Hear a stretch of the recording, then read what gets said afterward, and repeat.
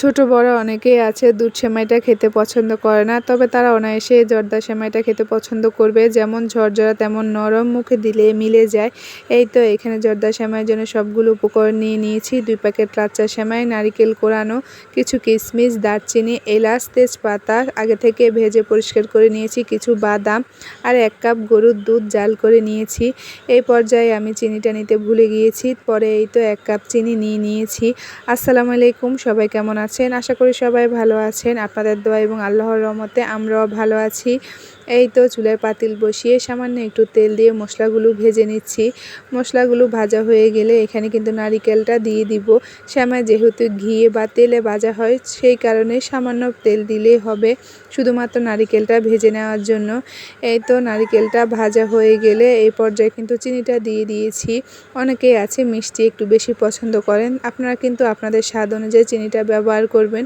আমরা যেহেতু চিনিটা একটু কম খাই, তাই এখানে 1 কাপ চিনি ব্যবহার করেছি। এখন চিনি থেকে পানিটা বের হয়ে আসলে তখন কিন্তু সেমাইগুলো দিয়ে দিব। এই তো চিনি থেকে পানি বের হয়ে এসেছে, এবার কিন্তু সেমাইগুলো দিয়ে দিয়েছি। এবার সেমাইগুলো নারকেলের সাথে ভালো করে মিশিয়ে নিতে হবে। এই পর্যায়ে চুলার আগুনটা একদম মাঝারিতে রেখে একটা চামিচ বা হাতার সাহায্যে সেমাইগুলো কিন্তু ভালো করে মিশিয়ে নিতে হবে। এরপরে এই তো সেমাইটা যখন একটু নরম হয়ে আসবে তখন উপর থেকে সামান্য একটু লবণ ছিটিয়ে দিয়েছি। আমি জানি যে অনেকে মিষ্টি জাতীয় খাবারে লবণ ব্যবহার করেন না, তবে আমার কাছে মনে হয় যে সামান্য একটু লবণ দিলে স্বাদটা কিন্তু ভালোই লাগে। এরপরে এই তো ভালো করে মিশানো হয়ে গেলে উপর থেকে যে 1 কাপ গরুর দুধ নিয়েছি সেটা কিন্তু ছিটিয়ে দিয়েছি। এই দুধের কারণে কিন্তু সেমাইটা একদম নরম তুলতুলে হয়।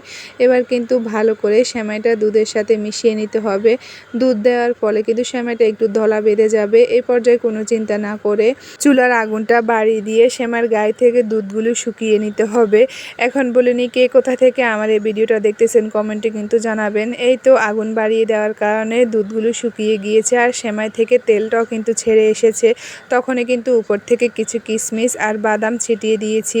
এবার ভালো করে মিশানোর কারণে এই যে দেখেন সেমাইটা খুব কিন্তু জর্জরা হয়ে গিয়েছে এবং দলাগুলোও কিন্তু ছেড়ে গিয়েছে।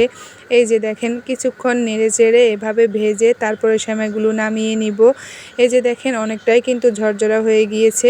মাশাআল্লাহ, সেমাইটা দেখতে কিন্তু অনেক লোভনীয় হয়েছে, খেতেও কিন্তু অনেক মজা হয়েছে। আজকে এই পর্যন্ত, নতুন আরেকটা ভিডিও নিয়ে চলে আসবো। আল্লাহ হাফেজ।